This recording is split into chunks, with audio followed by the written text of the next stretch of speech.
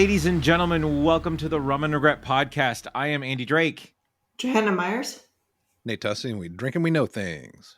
It is Tuesday, January 10th, but if you listen to this on the day it will come out, it will be Friday, January 13th. Dun, dun, dun. Sorry. Nice. Oh my god. Happy New Year, everybody. Thanks for listening to us. If you if you like what you hear, give us a like, give us a follow, subscribe to us, let us know how we're doing. If you hate what we're doing, tell us to F off. Yeah. Just do something, man. Yeah, exactly. For the Talk love of to God. us, please. For the love of God. Interact. Anyway, we're back after the holidays. It's 2023. We're excited to be back. This is going to be our sort of look forward episode, what we're looking forward to this year, TV shows, movies, video games. We also came across a very fun tweet that we will discuss later in the show. And I watched The Menu a couple days ago, and I thought it was so nuts that I needed the rest of the group to watch The Menu just so we could review it. So we're going to do a mini review of The Menu after all is said and done. So, ladies and gentlemen, here we go. We will start with our segments, though. And Joe, how's the Horror Corner looking for 2023? It's looking good. So we got the Evil Dead Rise trailer that came out. Yes. Looks amazing. It's a completely different take on the Evil Dead franchise. Has nothing to do with Ash as far as we know, but right. It's Evil Mother, which seems to be a prominent take in horror these days. But totally same Evil Dead vibe. I'm so excited to see it. Can't wait. We got a Renfield trailer. Yes. Looks so good. I can't know. wait to see it. Oh my god. Nicholas Hoult putting in some work. So Right. we'll talk about this later, but I don't trust him now. I hate him now. I am actually a little disappointed because I was thinking this was going to be more of a Nicolas Cage Dracula movie and less of the Nicholas Hoult Renfield trying part. to escape Nicolas Cage as a vampire. But I see why you would want to, but yeah, it's. Who I'm knows? sure Maybe this will foray into a deeper dive as into a Nicolas Cage Dracula. Ooh, the yeah, prequel. because I would totally be there for an entire Nick Cage Dracula movie. Yeah, nice. We got a note of Eli Roth is bringing the Thanksgiving movie finally. This is like our biggest dream come true. I love how the trailers for the Grindhouse movies have slowly become reality. We just need Edgar Wright to make no. Don't. and then I think we'll be good. Right. Or don't. That's what it was. Don't. Yeah. But this was the one I was waiting for the whole time. I was like, I love Machete, but I would have. I'm like, Thanksgiving. Yeah. I need Thanksgiving. Yeah. I may need to fly out. We may need to see that together, Joe. Yeah, I think that might have to happen. Either I have to fly to you, or you got to fly to me. Yeah. So, I mean, just for some flavor here for the 7 people listening. Every year since that trailer has come out, it has been whoever gets to their computer first to send the trailer to each other on Thanksgiving Day. Thanksgiving. Yes. So that's what it means to us. White meat, dark meat, all will be carved. So that's the awesome. fact that he's actually making it into a movie has literally made my year. Yeah. Which it's funny when you originally sent that to us in our chat, because I don't know, I've sort of forgotten about this because it's fallen off the radar, was that Eli Roth is apparently making a Borderlands movie that wrapped, over a year ago, right? Yep. So I was just like, what the hell happened to this movie? And then for the first time in a long time, because I searched for news around the Borderlands movie, and like nothing was there. It was just all filming wrapped, and it was whatever, how long ago. But then finally, a couple days ago, I saw that Tim Miller is directing reshoots for the Borderlands movie. Right. So who knows? Apparently, they had screeners, test screenings in November Oh, of really? last year. Yeah, so that's why I think they're doing the reshoots and see what happens from there. Okay. So anyway, I hope I get to see a Borderlands movie soon. That's all. Sorry, Joe. I wish that for you too. Yes. Megan is killing it in theaters. Made $45 million this week. Wow. I get to see it next weekend. Oh, okay. I'm very So excited next about it. weekend, I will try to see it Okay. as well. All right. Yes. There is a sequel in development already, and a possible Yes. unrated version being released. So Megan killed it. That's something I didn't realize was that what this was PG-13. Yeah. I actually don't know. I'm not sure. I heard it was. Yeah, I heard it was a PG-13. PG-13? Yeah. So I don't know. To the Google. Which I thought was an interesting choice for a. Yeah, PG-13. Huh. So well, yeah, you know, at this point, PG-13 is not PG-13 when we were kids. So. Yeah, no, that's very true. Yeah. So yeah. We're getting a Wednesday season 2. Awesome. Yes. Yeah. Hell House LLC 1 and 2 are on Screenbox, and Hell House LLC 1 is one of my favorite found horror movies. Found footage horror movies, Jesus Christ. I haven't seen the 2 yet, but the first one is awesome. So if you have Screenbox, check that out. It's really good. Okay, I will make a note to watch these before our next podcast. And then the movies that I've watched is I saw X, which is I told you guys I watched about that too. Oh, what'd you think? I liked it. I thought it was good. I mean, there's something to say about a period like genre horror piece that is, like I love it. I love that they're setting a lot of these in the 70s and 80s these days. Mm-hmm. I mean, I'm sure it'll dry up at some point, and I'm sure it'll get, oh god, another 80s horror movie, right? But this one was really good. I loved it. I thought it was great. It had like the old school, so it's set in 79. It's a cast and crew of young people that go to they rent a guest house from an old couple to make a porno movie. Yeah. And yeah. it totally has those like Texas Chainsaw Massacre vibes. Oh yeah, big time. 90s horror movie, and it was awesome. So very, very good movie. Yeah. And me, Goth, and Jenna Ortega. Yeah. Super sweet. Brittany Snow too. I mean, like, come on. Yes. School me. How should I know Brittany Snow? Brittany Snow was well, this is gonna be, she was the redhead from Pitch Perfect.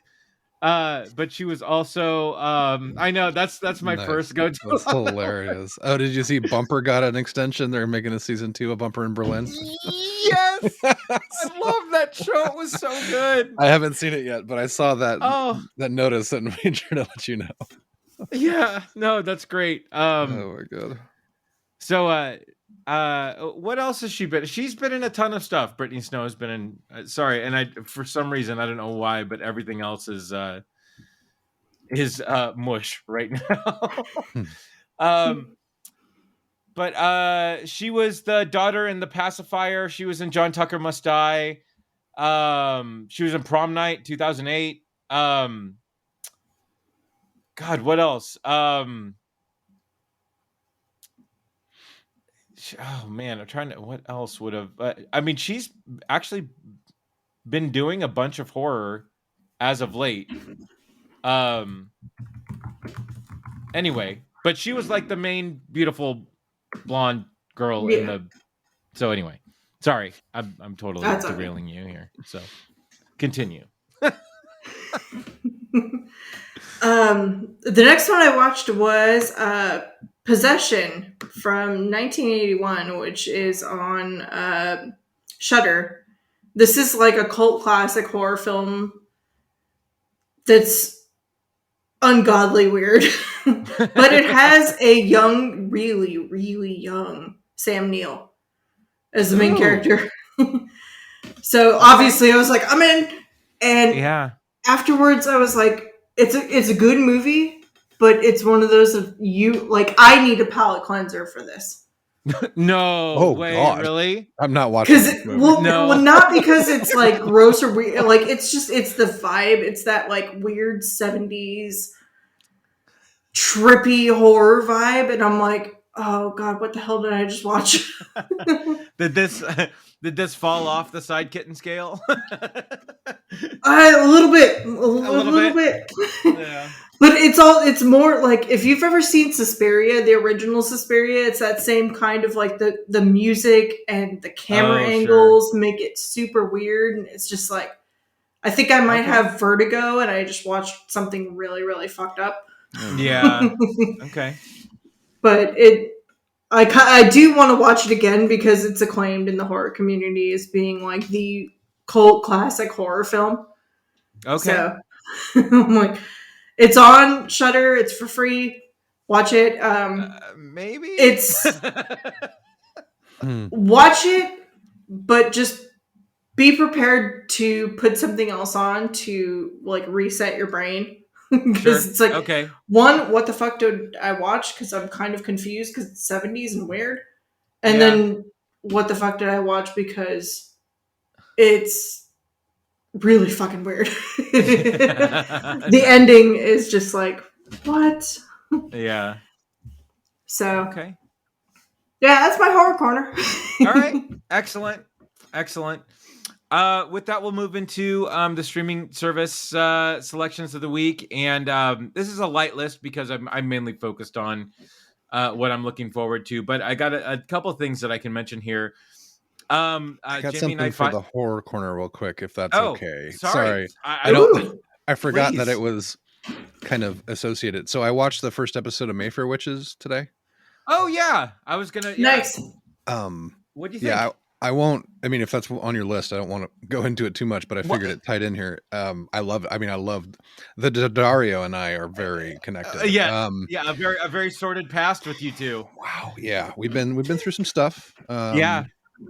True Detective and etc. Right. Yeah. So anything she's in, I'm up for. Yeah. But the acting in this first episode is fucking fantastic. Like the cast is amazing. I haven't read these books. I'm very excited to see where it goes. Yeah. And I'm just gonna leave it at that because I know you had it on your list. So Jamie has read the book, so she knows about this stuff, but it's been a while for her, so it was sort of coming back to her as things started to get revealed in there. Joe, did you watch it yet? I haven't watched it, and I haven't read the books. Okay. All right. It's in the same universe. It has the what is it called? The Immortals. In front of it. The Immortals universe. Yeah. There you go. It has the Tom Maska in it, right? Yeah, but not yet. Okay. We haven't introduced yet so again, this was mainly just an introduction to Rowan and Rowan's parentage. Mm-hmm. And a very loose sort of introduction to the order itself. The family in a way. So but no, I totally agree. I love the way that the first episode was done. They time hop a little bit to show, and I initially thought because of the initial sort of dissolve into Alexandra Daddario that was her as an older initially, right? But then So anyway, I really loved the choices that they made. I thought it was great. I was totally hooked, and we're into it for sure for the haul here. But again, like I said, if this comes anywhere close to how they pulled off Interview with the Vampire, I think it's going to be fantastic. I hope it is. So, with that, we finished the last final season of His Dark Materials as well. That goes over the final book in the trilogy, The Amber Spyglass, and it's just done really well, man. I mean, they cover sort of all of the points from the book, and I think that they leave it in a great.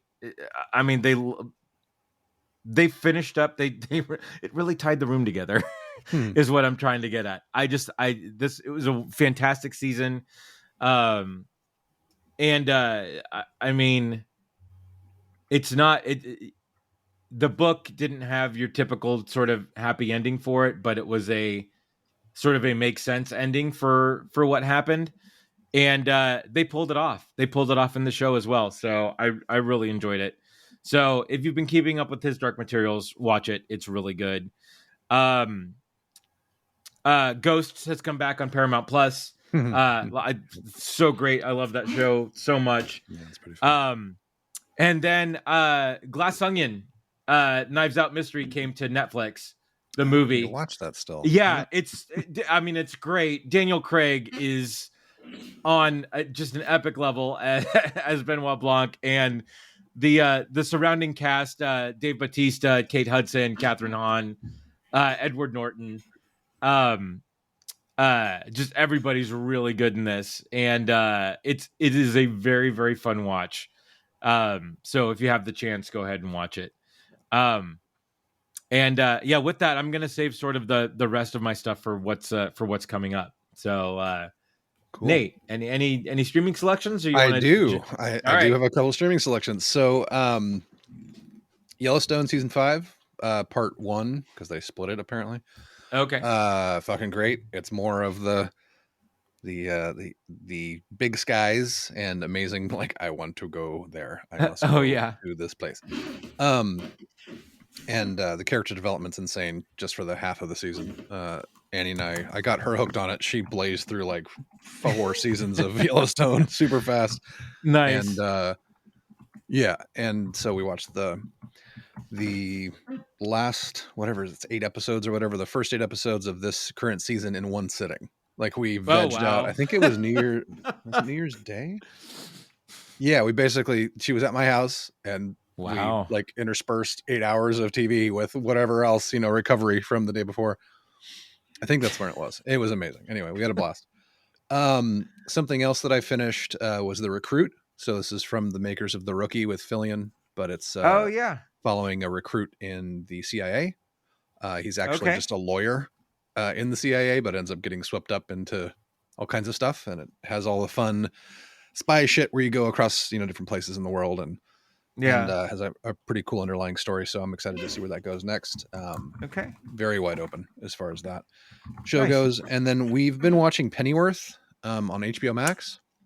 How is that? It's fantastic. It's so good. Yeah, we're having a hard time not watching, because we're trying to watch it together, but we don't get to spend all the time together, so we're trying to not to watch ahead and watch other things. Oh, sure. So we've been finding other series to kind of keep us in line until we can watch it together. But it's really good. The story is amazing. The character development's awesome. Good.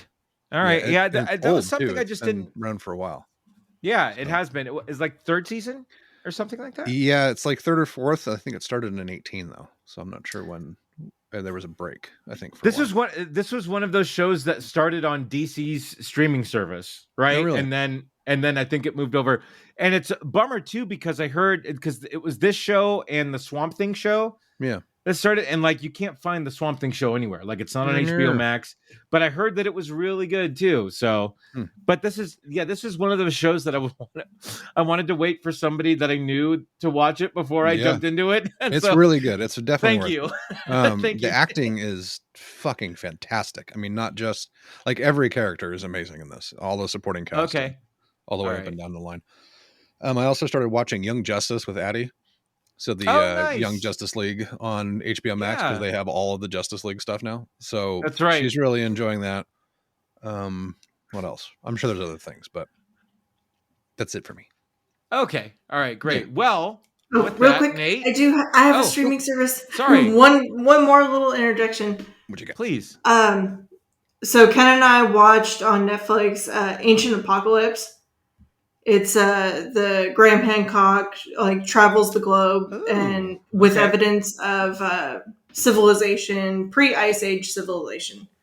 Nice. Which I just gotta say, it's so super, super interesting if you watch Ancient Aliens or into the History Channel shit.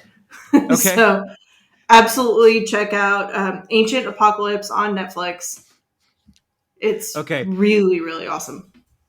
I don't know why that sparked my memory, but it just did. And this has nothing to do with what you just said, but and I guess because it was more of a docuseries in a way. But I watched this. I think it was either on Hulu or on Peacock. I think it's on Peacock. But Paul T. Goldman. Have you guys heard of this at all? Sounds familiar. Okay, so I sometimes I'll catch interviews on YouTube of the late night shows, right? And I saw that Seth Rogen was on Jimmy Kimmel one night, and so I was watching the Seth Rogen interview, and then he was producing this show called Paul T. Goldman, right? And then he had the guy come out, Paul T. Goldman, and I guess this is a docuseries around an event in his life where he married this girl for a part-time marriage, right? That was only Wednesday to Sunday, and then she apparently was taking care of her mother 3 hours away in Florida, right? And apparently he uncovered this cash stealing ring and sex trafficking ring and whatnot, right? And so after that interview, I'm just all right, well, I kind of have to watch this. Okay, it's only 3 episodes. It's a half-hour episodes, or I think they're hour episodes. But this guy decided to play himself in the thing, and it's interesting how they shot it. So they shot it as a docuseries with some, they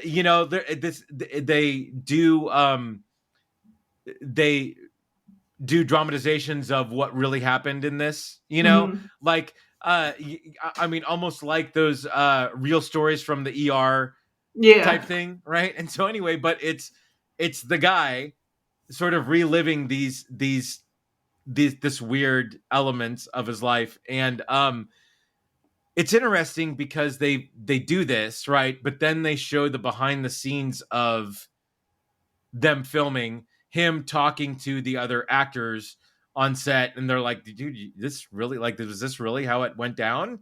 And it's yeah, this is totally how it did. But then there's one point during the second episode where he's discovering that his wife, her name may not be what she told him what it was, right?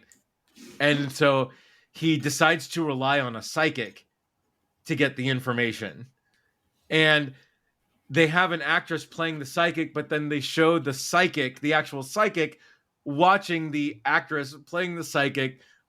She's like, oh my God, that's exactly what I said. That's exactly how I said it and whatnot. And though, anyway, they discover that the wife may have done adult movies, right? so anyway, chicken brown cow. Right. So anyway, he decides you guys don't have to watch this because there's absolutely zero resolution to what happens here, which was kind of interesting because anyway, he goes into an adult shop and asks the girl behind the counter, shows her a picture and says, hey, do you know this actress? Right. And this is a dramatization of it. And she's just like, oh yeah, that's such and such. Right. I think Angela Almond was apparently her name or something like that. Right. And then it cuts to the director saying, hey, is this how it went down, or did you come in and tell her the name and she just sort of sassed you and said, "Oh yeah, that's her." And so like from that moment on, you just kind of the holes sort of like it's sort of like poking holes in this guy's story of like how he perceived everything to go down versus like how things actually went down. And in the end, you need to remember that this is this guy's telling of the story. Like this guy had went to Russia and tried to do a mail order bride before, right? And so he's like 90 Day Fiance's like perfect customer, right? So I don't know if you guys get a spare 3 hours and want to watch something like want to feel better about the choices that you've made in life. Absolutely watch Paul T. Goldman on Peacock, because that will that will make you feel a lot better about things that you've done. Nice. So anyway, so yeah, I took that bullet for you guys just in case. Thank you. You're welcome. Appreciate it. A bullet that you should take, though, is Welcome to Chippendales. Oh, I do want to see. That looks good, though. I want to see It's that. really, really, really good. Yeah. And not just because I love Camille Nanjiani, Right. everybody, and Juliette Lewis. Everybody in Yeah. that is awesome. It's really well done. Okay. Absolutely take the time to watch that on Hulu. Okay. All right. Anywho, Nate, sorry. Nate. No, that's okay. So I've got a couple other things real quick for streaming Yeah. selection, and then I'll do the transition in. Just want to give a shout out to Julia Garner for winning the Golden Globe for Best Supporting Actress in Ozark. Nice. For Ozark, Nice. so kicking ass again. Well deserved. Yeah, Michelle Yeoh won Best Actress in a Motion Picture, Musical, or Comedy for Anywhere, Everywhere, All at Once. Is that how it is? I think Everything, Everywhere, all at once.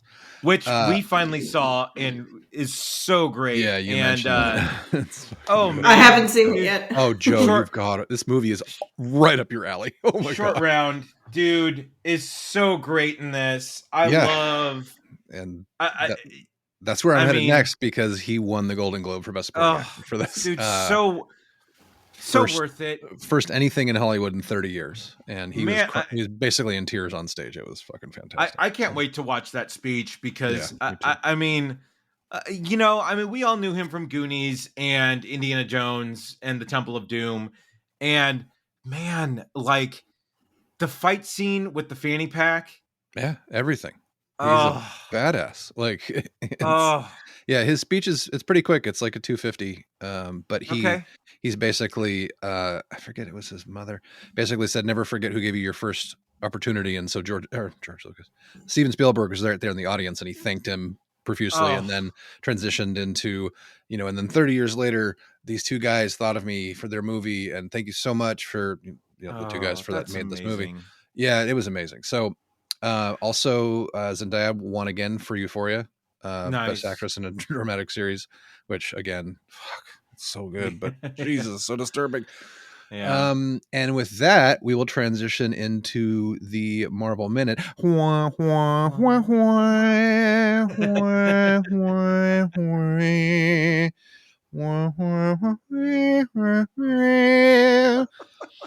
And we're popping bottles and vuvuzelas and everything for Angela Bassett winning Golden Globe for Best Supporting Actress in a Motion Picture for her role as Queen Ramonda in Black Panther 2, Wakanda, motherfucking forever.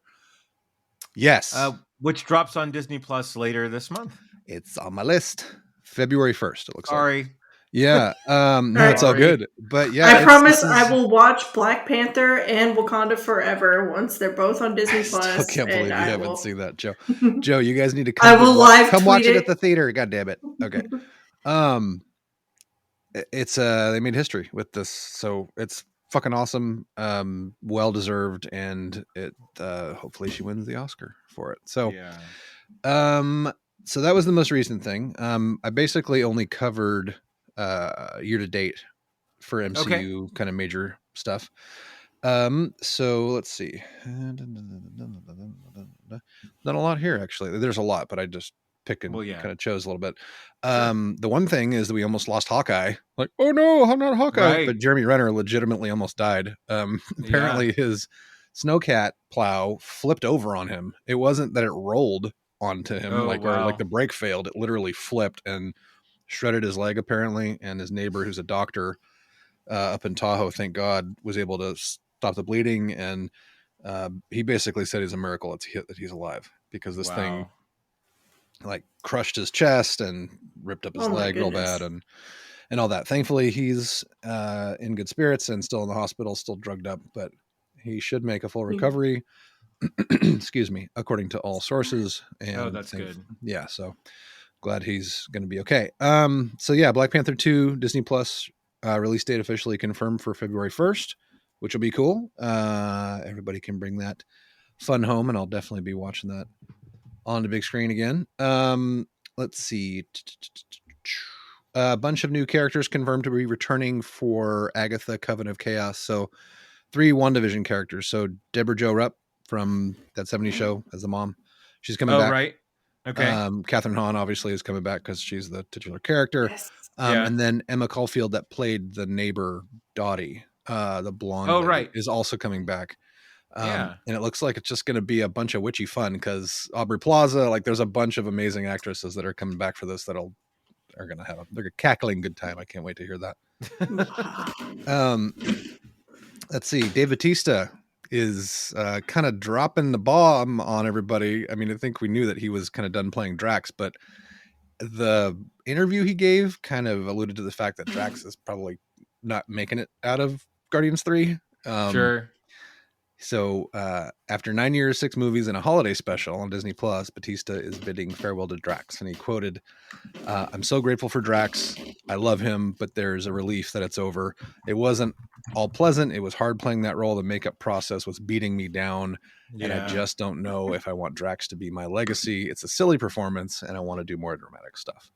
Yeah. So unfortunately, they turned Drax into like a comic relief, when in the comic books, he's like, that's why they call him Drax the Destroyer. He fucking people are scared as shit of Drax. Yeah. And he's like a Hulk level power in the comic books too. So, but apparently that was his first major acting break. And so he'll always love that role and be thankful to the gun for it. But yeah, he's ready to move on. Apparently he did really well in that the Glass Onion thing. He was he was great. He was like a viral sort of influencer, like influencer, but like I don't know, but I like it's hard to pinpoint what like he was like a. Moving on, I'll watch it anyway. But no, yeah, he was an influencer that like, but a sort of a politically on the spectrum influencer. Gotcha. Yeah. Okay, fringe type stuff. Yeah, Roger. Okay. Let's see a couple other things here, and then I'm gonna pass over because I've got a bunch of stuff related to 2023. Okay. Jessica Jones star adds fuel to the fire with rumors of her return with new photos. She's getting back in shape to show up in Daredevil Born Again, potentially. That's the rumor. I'm please do, Kristen for this. I know, and I want them to bring back Luke Cage too. That's also been kind of the rumor. So we'll see. The casting is perfect for all of those guys. So bring them back, Marvel. Don't be dumb. Did you guys see the new Ant-Man 3 trailer that dropped last night? I did. I did not. Oh my god, it's so fucking cool. It shows fucking MODOK, a giant big head Corey Stoll as MODOK, with just his head blown up and expanded in the MODOK thing. Yeah. With the arms. Oh my god. I died when I saw him on camera. Like, what the fuck?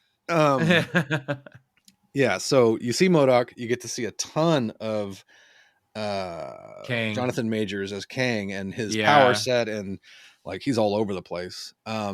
This movie looks like it's gonna Michelle Pfeiffer is going to have a huge role in this movie. It looks like, based on everything, because she spent so much time in the quantum realm and all that.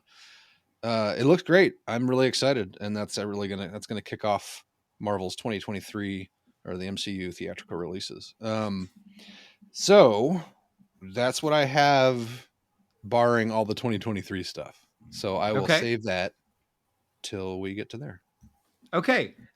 So let's let's quickly transition into our review of the menu. Jamie and I typically try to find a movie to watch on weekends, one of the weekend nights, and then the other weekend night we'll catch up with a show or something. And this one just dropped on HBO Max, and I had seen maybe TV spots for it, but I didn't really have an idea of what this movie was about. I didn't watch a full trailer.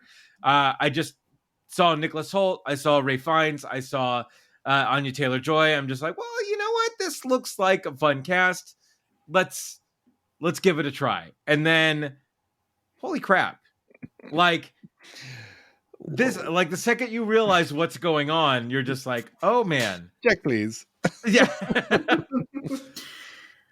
I love movies like this though. I think this was great. I really, really enjoyed this movie because you get these people that have been sort of touted as just the masters in their field, and everybody telling them that they're amazing and whatnot, and then they're put into this just like incredible experience into an island, right? Like you're given this exclusive deal restaurant. People need to pay to the nines to come out there, where they just come out there and they'll again they and then toot you and then you just lose it.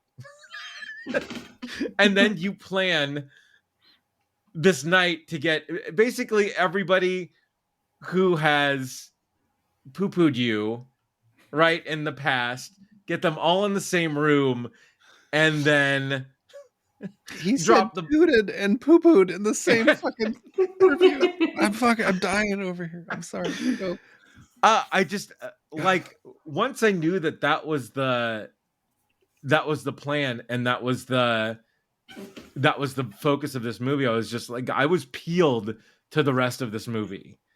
And I mean, then Anya Taylor-Joy becomes this like final girl in a way, and figures out how to navigate through the situation. And like, I don't know, I love this movie. Nate, I know what you think of it. I want to know what Joe thought of this. Yeah, Joe, go next, and then I'll go and. Okay, yeah. I also want to read. Bring us back to reality here. I mean, because I love this movie so much. I've already watched it 3 times. Oh my God, Joe! Spend some of that time on some Marvel shit. You could have learned a language. Right? I could have learned a language. Think of how many Farmville crops you could have sown. Oh my God, I love this movie so much. So I shocked my husband with this and made him watch it, and like we were both on the edge of our seats, and just afterwards we couldn't sleep. It was like, oh my God, what the hell did we just watch? And I watched it twice again after that because of God damn it! Oh, Jesus! Yes, it's like. I'm on the side of Ray Fiennes the whole way on this. I'm like, dude, right? You're my boy. Yeah. And oh my God. I feel like, oh man, so it's gonna be really hard to watch Renfield after this, because I'm like, Nicholas Hoult needs to die. Oh my God, his acting job. I mean, everyone's acting job, but his acting job specifically in this. His acting job was perfect, but his character was just like. Well, exactly. You are the most grating, awful person in the fucking world. And if, like, I wish Anya Taylor-Joy stabbed him in the eye with a fork. Dude, we were right. That's what Annie and I both said. As soon as he started popping off on her, like, I'd be able to shut your mouth and eat your food. Like, that's when those little scissors go into his eyeball. Oh my God. Yeah. But my favorite was Hong Chow with the whole, the 2 lines. You will eat less than you desire, but more than you deserve. Mm-hmm. And then it's a tortilla. Yes. What the tortilla deliciosa. Oh God, I loved it. She was probably my favorite person in that whole movie. Oh, dude, her delivery of almost all of her dialogue was fantastic. Just spot on. Yeah. And it took me like I got props to my husband for this because he was like, "Dude, the lady, the judgment lady." He was like, "Dude, that's the girl from Ozark. Helen from Ozark is Lillian, The food critic? the food critic." Yes. Okay. Oh yeah. So Yeah. yeah, if you've seen Ozark, it's the lawyer from Ozark is her, and I'm like, oh, Yeah. She's. I knew I recognized her. So like she killed it too. Yeah. But yeah. They another broken emulsion. Yeah. Right. Right. Yeah. There are some great scene breakdowns on YouTube from the actors and the director too. So if you guys want some extra flavor on just some of the breakdowns and how they filmed it, because and apparently they, you know, when they do movies, they have the ensemble there for the wide shots, but then when they do close-ups, it's usually just the actors in the close-ups. Well, apparently the director was adamant about sort of everybody being there for close-ups and whatnot, just to get sort of the backup, you know, like of with everything that was going on, like how are these other people reacting, you know, in the situation while these people are sort of having their little, you know, their little spats and their little breakdowns. But but yeah, no, the shit printed on the tortilla I thought was was brilliant. And then So, yeah, go ahead. What? No, I don't. No, keep going. Okay, and then yeah, and then the Leguizamo I thought was great as the as the past his prime action star, right. and yeah. When he comes back from like the guy's run, he's like, "Oh, I killed it, babe." No, I'm sorry. Right. I suck. I'm a horrible person. Right. Yeah. And then yeah, just and then like the weird thing with his mother there in the corner. Oh and, man. like it's just like, yeah. Oh man. And then when the breadless bread plate, I died. I lost it. I fucking lost it. You being having none of that. Right. So that for me, like it was up until past that, like that was the last point where I was like, okay, this could still be just a pretentious restaurant. Like I actually would totally buy a high scale pretentious asshole restaurant doing that shit. Right. Yeah. But then once he got to the taco night story, I was like, okay, now we're at the top of the roller coaster and it's just going to hell in a handbasket after this.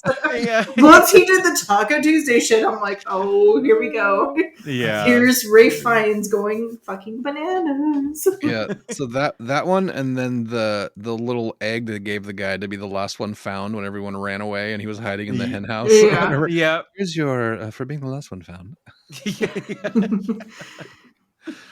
So like my last little bits of like for my like review of this is, first of all, dude, that cheeseburger looked like the best cheeseburger on the face of the planet. I really wanted that. And I love that was the final shot of her on the boat with the burning cheeseburger restaurant in the background, going to town on the cheeseburger. Like, I thought that was great. I'm eating my damn cheeseburger. I totally like, yeah, that was a Walter moment. I'm having my coffee. Right. I'm eating my cheeseburger. Yep. And then I have a question. Yes. So what do you guys think happened with the girlfriend, the original girlfriend? Did she really break up with him, or did he just not want? Did he just not want her to die, so he hired an escort?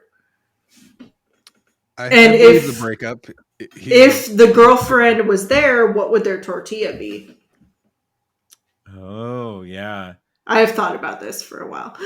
Right, good Lord, I have no idea.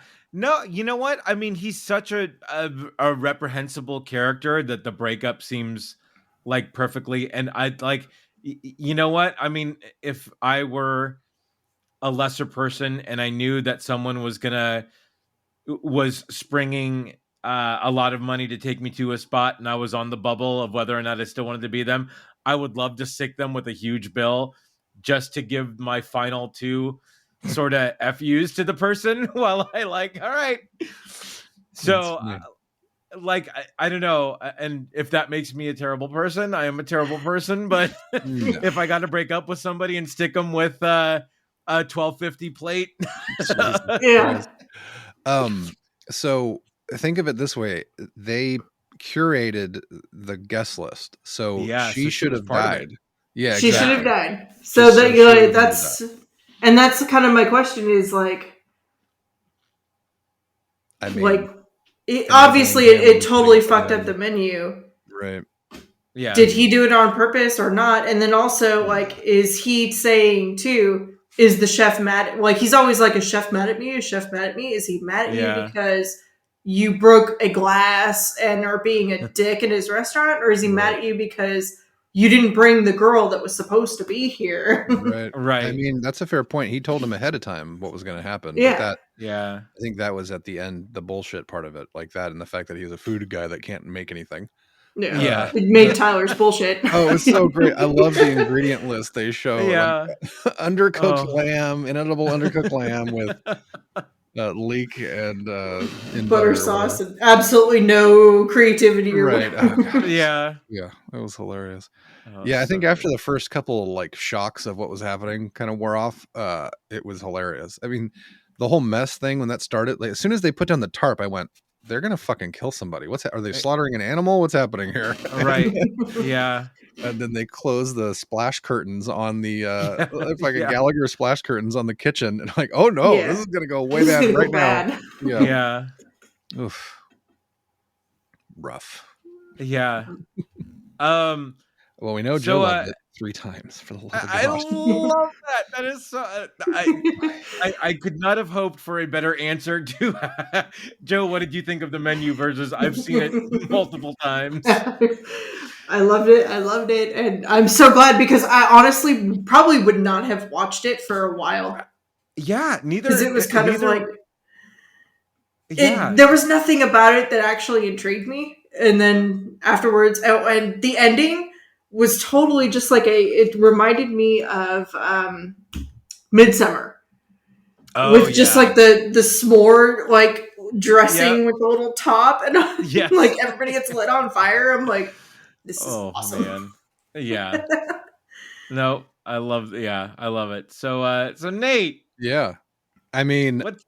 you've kind of heard my stuff as we're going through, but Yeah. I'm gonna read the sight unseen review from Annie. Yes. Yes. It's girthy. Okay. Like. Sorry. Right. So the menu. First of all, this was a dark comedy disguised in the perfect horror thriller package. Which course was your favorite? That's what we'll talk about at the end of this here. Okay. Performances in order. Ralph fucking Fiennes. No one else for this. He was exquisitely cast and perfect. 2, Nicholas Holt. Excellent asshat foodie douche. Yes. Sniffing the air and terrified he offended chef while clearly only able to center himself taking pics and cussing at his date. The wild-eyed ego, so frail and played so well and oh so creepy. Number 3, Hong Chow as Elsa. Low-key the scariest as she got to interact so intimately with the customers, quote, victims. I mean, by the death so many were welcoming and willing. Interesting. Number 4, Anna Taylor-Joy does it again, plus that dress and those big eyes. Wah, wah, wah, wah. Despite chef trying to force her choice as to where she stood with us or them, she didn't belong anywhere on the menu since she knew all the sides, as she plays roles for a living as an escort, and he saw that / released her. So subtle and perfectly done, the literal fire in her eyes as her appetite peaked, and she enjoyed her burger at the end. Wow, that's a great line. Loved it. Yeah. Can't forget Judith Light. Who's the boss? Anyone? Yeah, that's right. Yeah. That blew my mind when she pulled that out. I didn't know if it's like there's no fucking way. Oh my God. Yeah. Yeah. For me, she is matching only Gene Smart in their glorious TV intensity these days. Love that I got to break into laughter after wincing so seamlessly. We both did it at the beginning. I think it was Tyler's bullshit for me as my favorite course. Adam McKay does it again. What a great review, babe. Great job. Well Wonderful. Yes. Favorite course, man.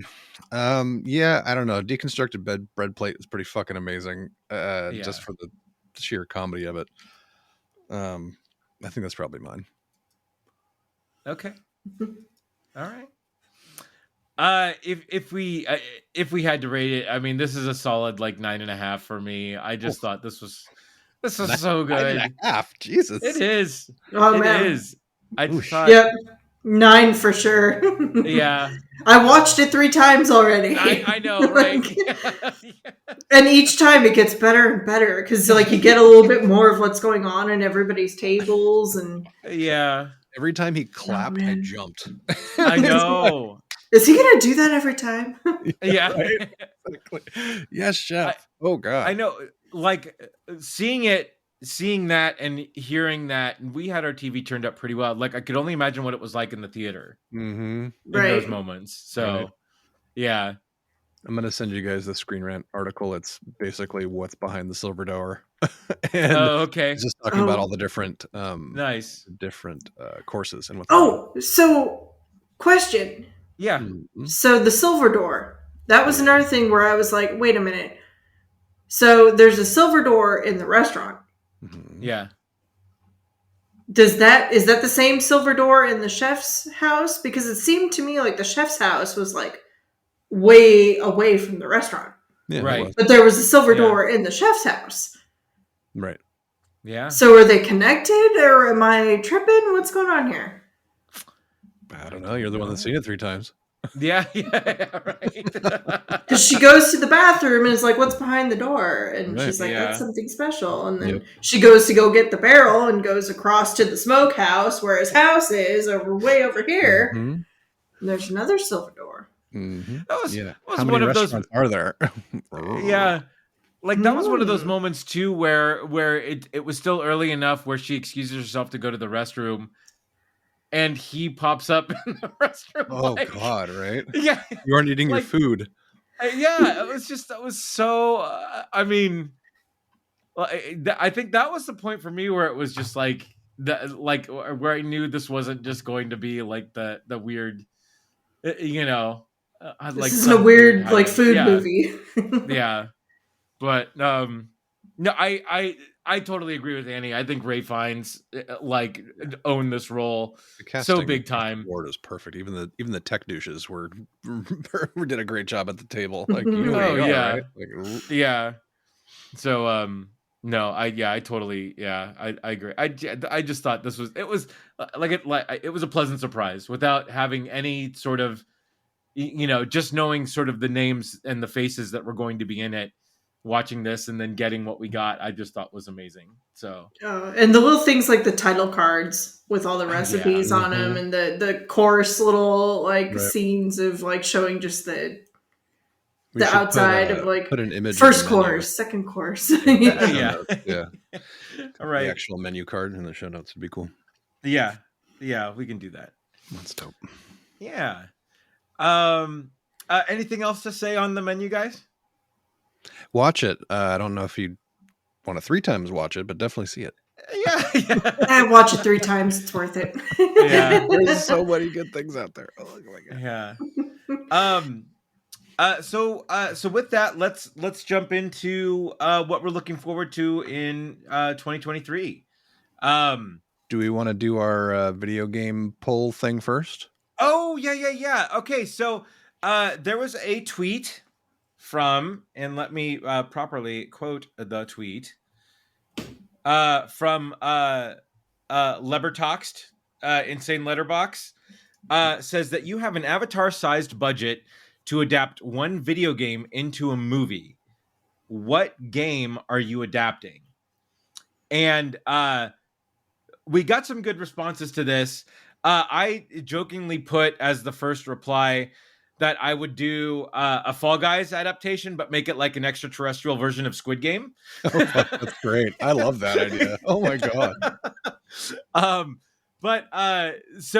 And we've had a couple days to sort of mull this over. I mean, Joe, we immediately know where you're going, but oh yeah. Yeah. Obviously BioShock. If it can't be BioShock, Joe. And the runner-up would be Skyrim. Farmville. Yeah, I have Skyrim's on my list. Yeah. Go ahead, go Joe. for it. Yeah. I have another one, but I think Andy, it might be on your list. Okay. Well, tell me, what is it? Mass Effect. Oh yeah. Also Oh, on my big list. time. Yeah. Yeah. All right, Nate, what do you got? Yeah, sure. I got a decent list here. Okay. Start with the obvious ones. Uncharted, but the right way with Fillion. Oh yeah. Nice. They fucked this franchise up so bad. This should have been modern day indie. It's Yeah. basically a retelling of Indiana Jones with different characters, and it could have been so good. Yeah.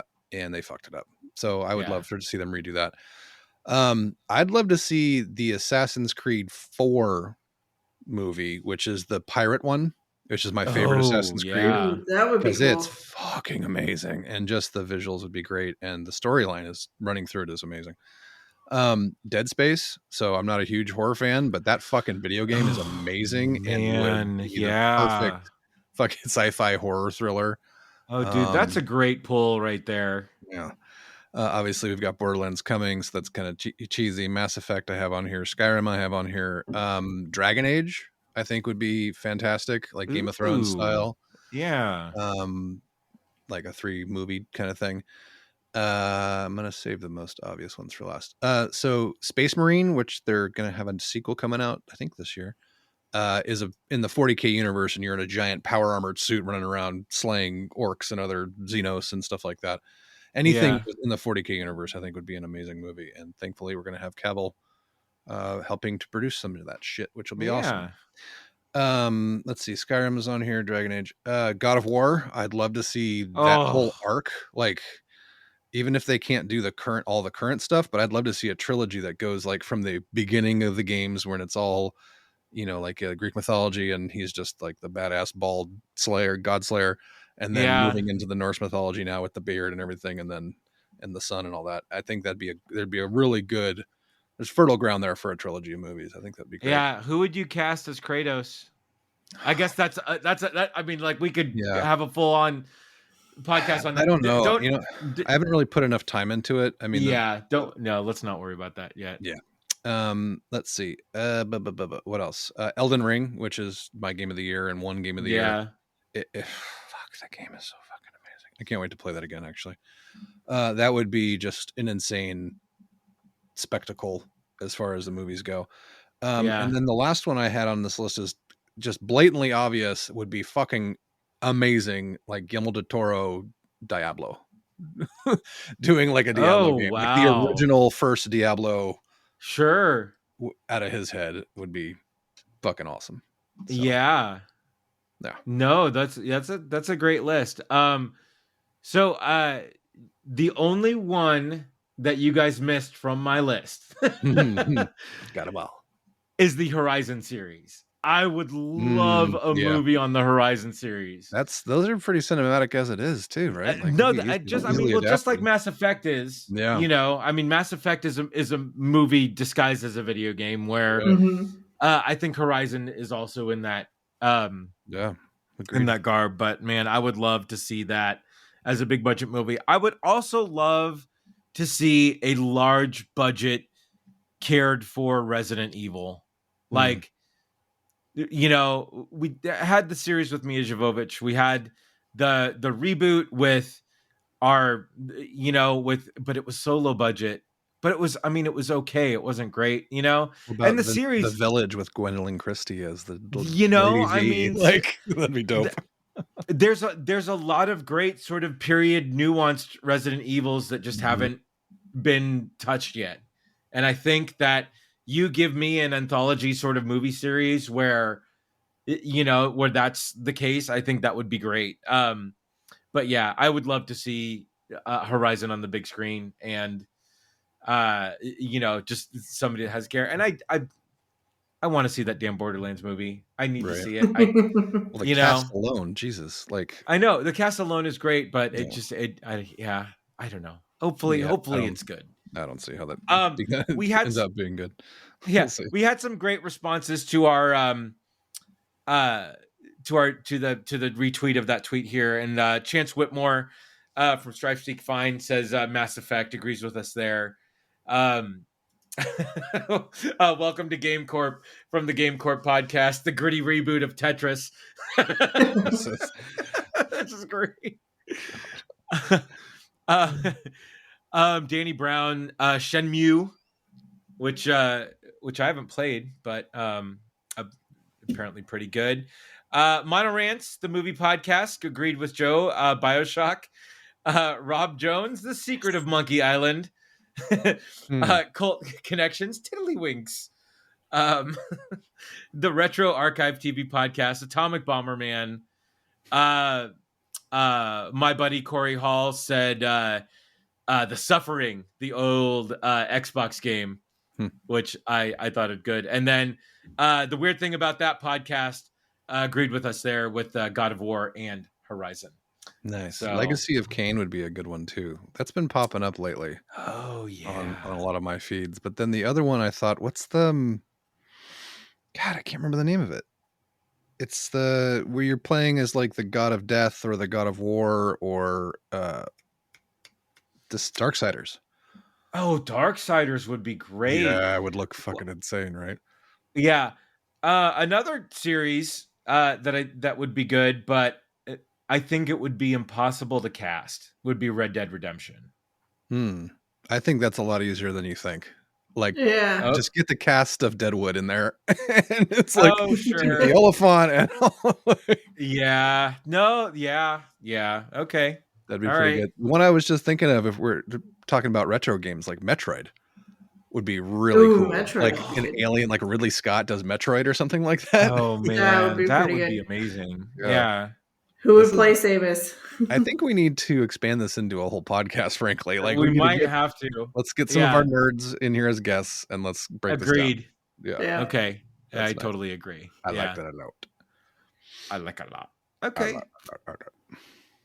Now we can move into what we're looking forward to in 2023.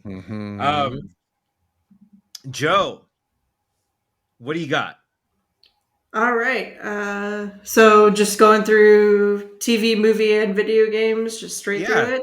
All right. Yeah. Obviously, Evil Dead Rise. We've covered that. No, I can't.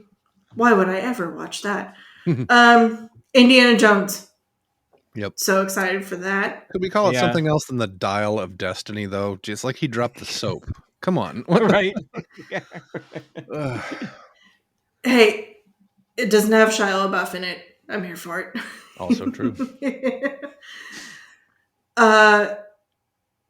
Surprisingly, the Barbie movie. I want to see that really, really bad. Yeah. I mean, Margot Robbie can do no wrong. So, considering the way they're marketing it with like the what was it, the Reveal of Man, or what's it called? Where did you see the teaser where it's basically no. The 2001. Thank you, Space Odyssey. Yeah, where the kid's like kicking away her shitty doll, and there's like a Barbie doll instead of like the baby doll thing. Yeah. Oh, that's funny. I think it'll be hilarious. Yeah. Sure, it's gonna be great. I'm like so excited for that. Obviously, Dune 2. Yes. Yeah. Guardians of the Galaxy 3. For video games, the new Amnesia game, which Amnesia is like a horror trilogy of like really, really trippy horror movies or horror games. So there's a new one. So I'm like, yes, I'm here for that. Nice. Hades 2, obviously. Electric Boogaloo, yeah. For TV, I haven't seen the first episode yet, so The Mayfair Witches is on my list. The new season of Mandalorian. Yes. The new season of Loki. Yes. The new season of Futurama. We're getting more Futurama next year, which is going to be great. I guess I should probably watch that show at some point, huh? You've never watched Futurama? I've seen bits and pieces of it, but I never watched the whole thing. Oh, come on, Nate. I still need to watch the season of Rick and Morty. Yes. Oh God, please, for the last episode alone. Okay. It's so good. I'll watch them tonight. Okay, thank Put you. it on the list. Thank you. Gen V, the new spin-off of The Boys. That's right. College Years. Oh God. It's going to be College Year Boys, yes. Yeah.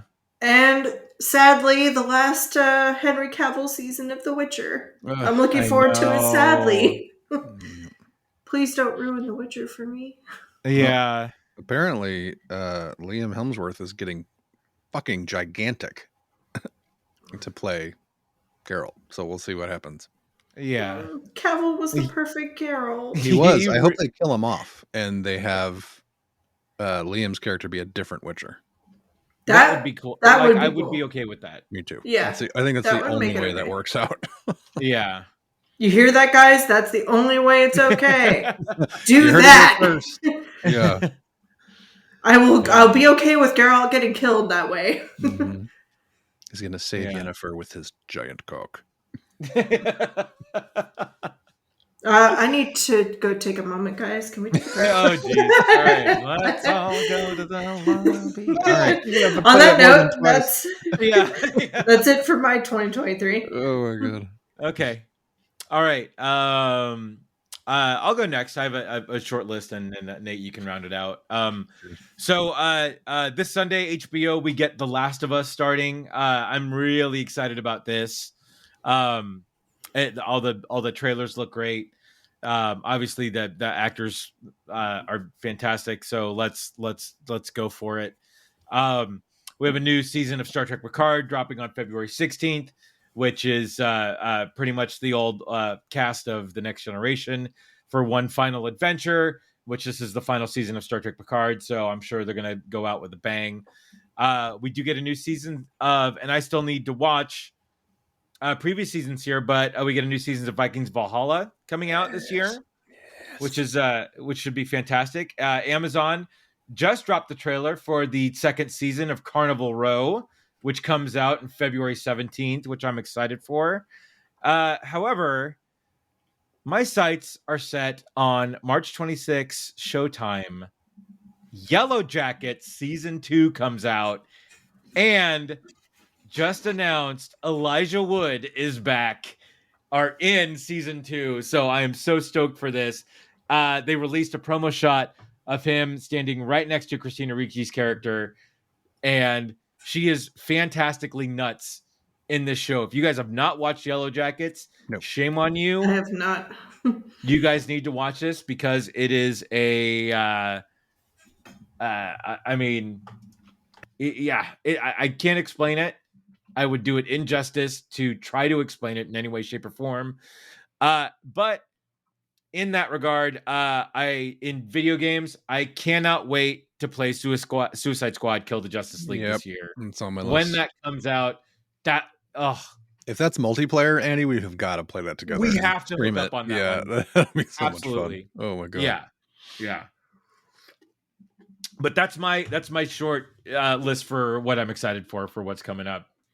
Nate, what do you got? Yeah, this is a big list. All right. I'm gonna do Marvel first, and then I'll do everything else. Or all right, yeah, we'll do everything else after that.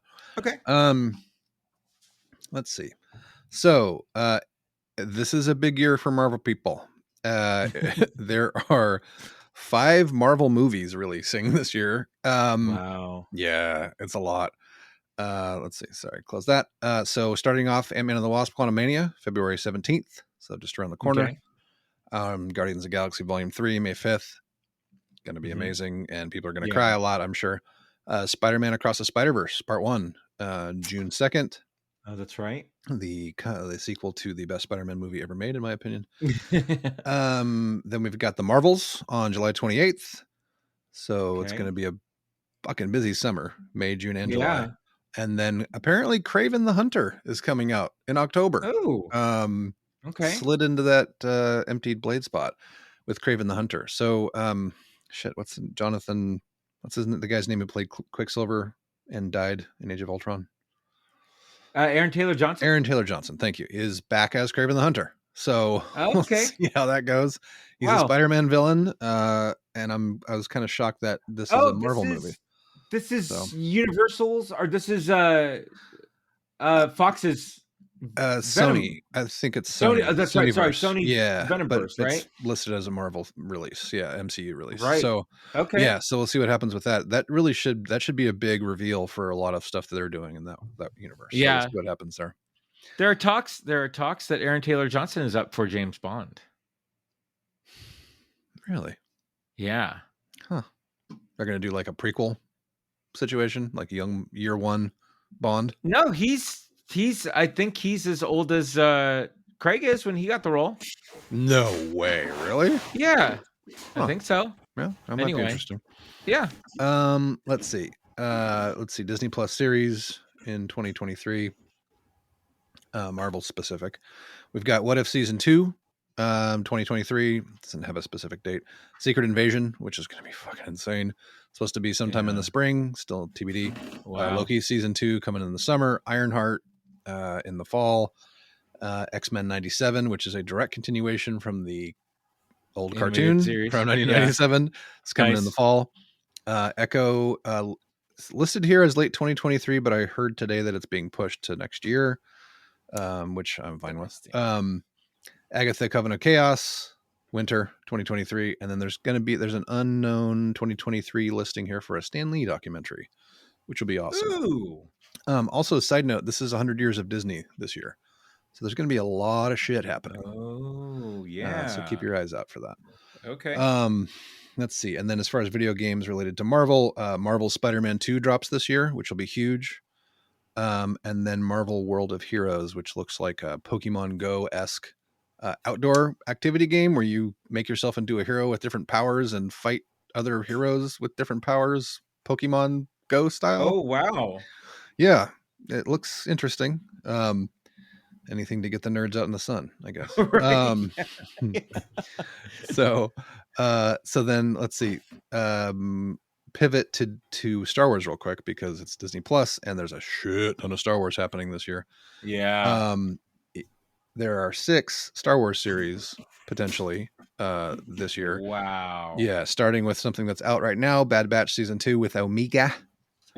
Oh, that's right. Bad Batch. It's actually really great so far. They released the first 2 episodes. They're only about 30 minutes, but very good.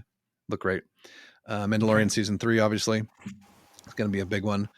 They're going to do another season of Star Wars Visions. That's supposed to come out this year, which was amazing last year, or this year, excuse me. This last year was one of the best things that Star Wars ever made. So I'm love to see that.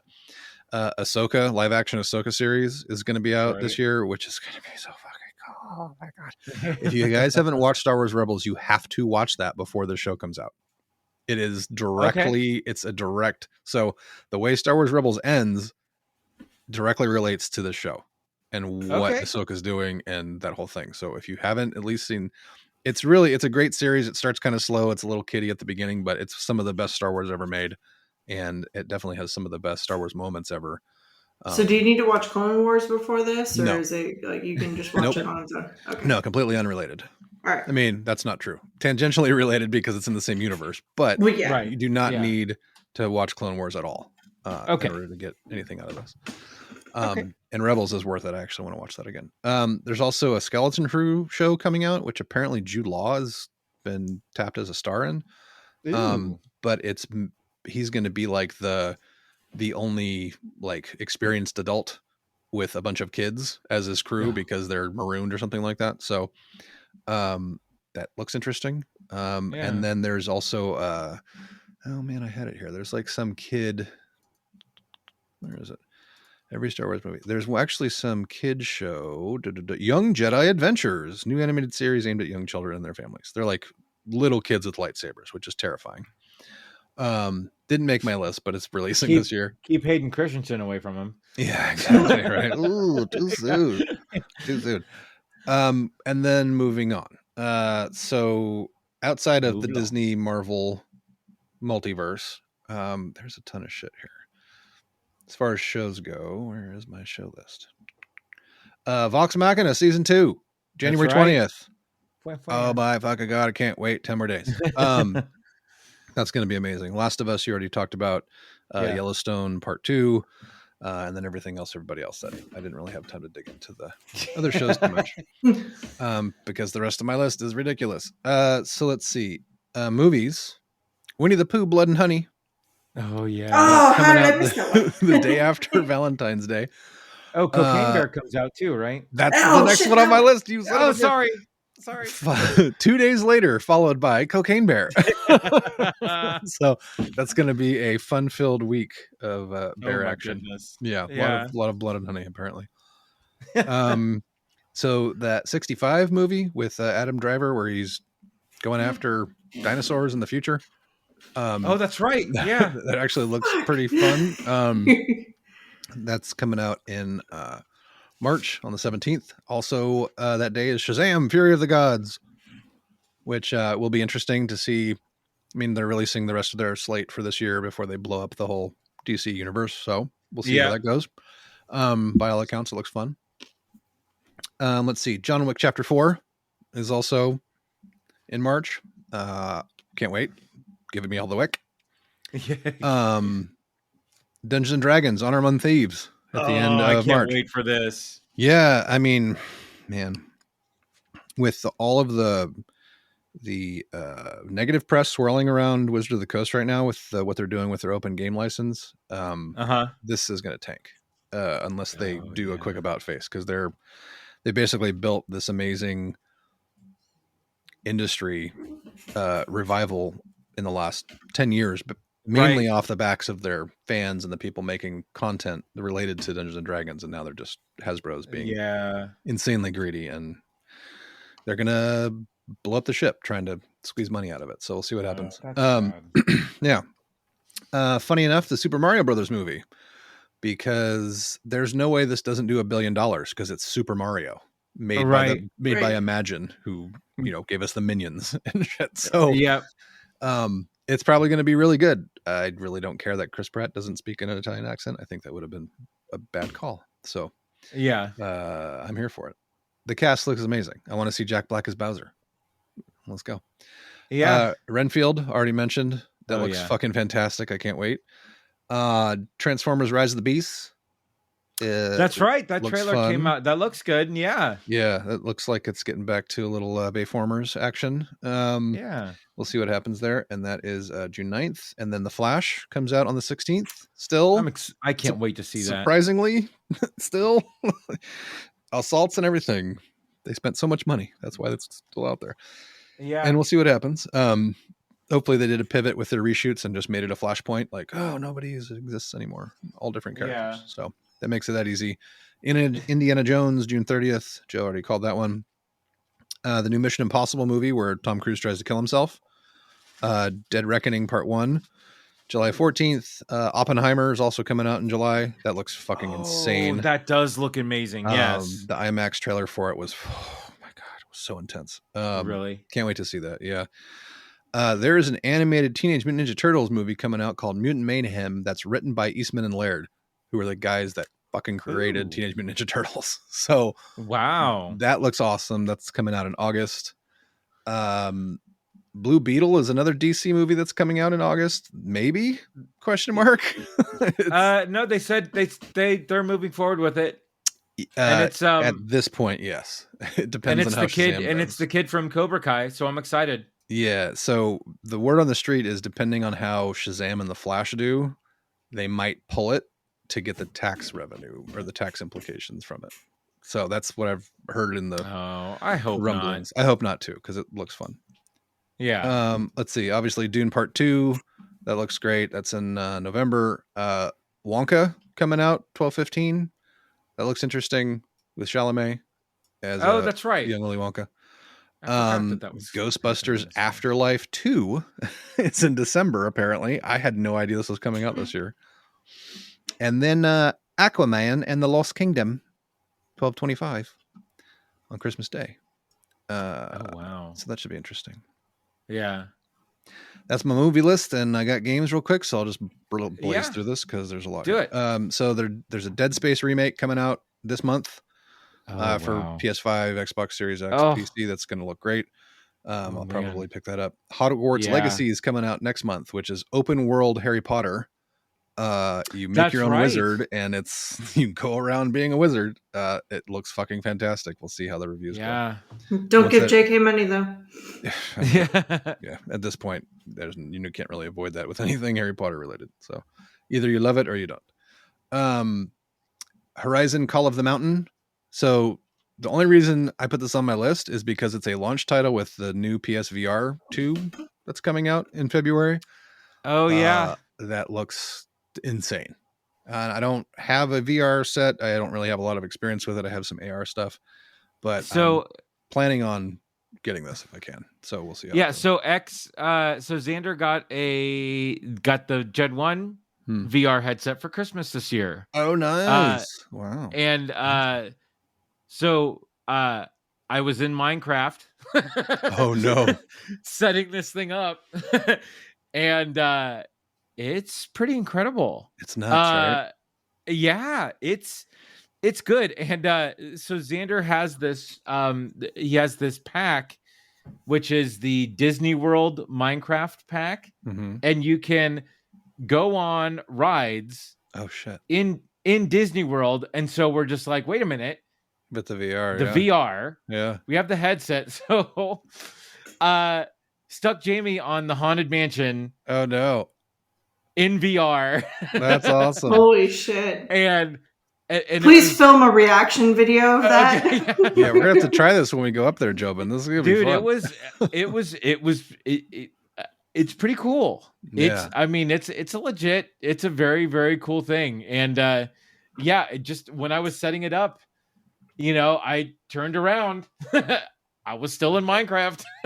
Yeah, right. So there's a not newer. There's the new VR set comes out. I want to say in March, right? It's February. Yeah, that's why February. that's why I put that one on there, because Horizon Call of the Mountain is a Horizon Zero Dawn VR game, right? Standalone made for this. Man. But there's a not newer. Last year they came out with a new Star Wars like flight simulator, space flight simulator, and it's free on PlayStation right now. And that apparently in VR is supposed to be fucking phenomenal, because you're looking around in space in dogfights. Like, so you definitely need to try that if you can. All right. I've heard it's fantastic. That might be the reaction video you guys get. Yeah, there you go. Let's see. So Wolong Fallen Dynasty is coming out. That's supposed to be a really cool like action action ARPG, but set in like ancient or related to ancient Chinese mythology. So it has like the Monkey King and all that kind of thing. Yeah. It's highly anticipated. That's going to be awesome. Coming out March 3rd. Skull and Bones, which is going to be a dumpster fire, but we'll see what happens.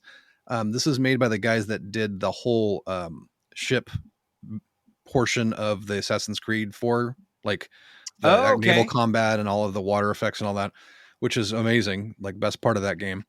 But apparently you can't get off your boat and explore around. It's all like quick time type shit. So we'll see what happens. That thing's been pushed back year over year, but it's coming out in March. So I'm not going to buy that early or on time. I'll see what the reviews say. Yeah. Star Wars Jedi Survivor coming out March 17th. Oh yeah, that's right. Really fucking good. Yeah. So can't wait for that. Legend of Zelda Tears of the Kingdom. So the sequel to the Switch, whatever the Switch one's called. I forget. Should be really good. Suicide Squad Kill the Justice League. You talked about that. Can't wait. That's going to be awesome. Street Fighter 6 comes out in June. I don't really care too much about that, but it's a thing. No, it doesn't. I mean, it looks. Yeah. It looks good. Yeah. Diablo 4 is coming out June 6th, so I'm prepared to lose the rest of June to that game. I really want to get this on PC, but my computer's not good, so I'm probably gonna pick this up on console, which is like such a I don't know. I don't know how I feel about that, but it's the only machine I have that'll run it at high rates. So we'll see how that goes. And then there's a couple TBAs that don't have dates, but they made an Avatar game, Frontiers of Pandora, which is like an open world Avatar game. That's gonna look fantastic. Okay. The new Baldur's Gate 3 game, which has been in beta forever, is coming out. Homeworld 3 is supposed to be coming out. That's the big space sim. Yeah. RoboCop Rogue City is supposed to come out this year, which I'm here for. And if we can play that like cross-platform or like co-op or something, come on. So good. They're making a game from The Expanse, the amazing sci-fi show on PC. Yeah. Might come out this year, but most likely next year. And then Starfield is Skyrim in space. That's supposed to come out this year. Oh, wow. Okay. Yeah. Sorry that list was long, but there's a lot to look forward to. Totally. Reason, as Kevin Smith likes to put it, reasons to stay alive. Yes, exactly. Shout out. Yeah, good list, Nate. Good list. Thanks. Any final thoughts? I need more money. Money, I know, right? Yeah, we to just need play and see all the things. Yes, more money, more time. Well, so what are you guys looking forward to in 2023? Did you guys watch the menu? What did you guys think of it? Let us know. Nate, I see you over there. I see you. I'm gonna serve a breadless bread plate at some point in my life if it takes me till the day I die. Let us know in the comments. You can find us on Facebook at the Rum and Regret Podcast. You can find us on Twitter at rum_regret. Joe, where can they find you? At Joe Chickadee on the socials or at joechickadee.com. Nate, where can they find you? Yeah, Avid Gamer, AV1D Gamer on all the socials and your gaming platforms of choice. And also, that's my Activision tag. So if you want to run some Call of Duty, Modern Warfare 2, Warzone, and DMZ shit, hit me up. He said duty. You can find me on Facebook at Crazy Drake and Andrew Drake on Twitter. And until the next time, we have spoken. What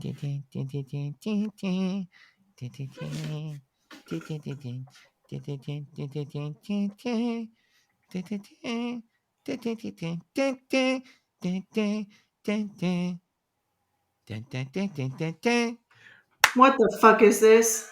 It's a tortilla. Tortilla delicioso.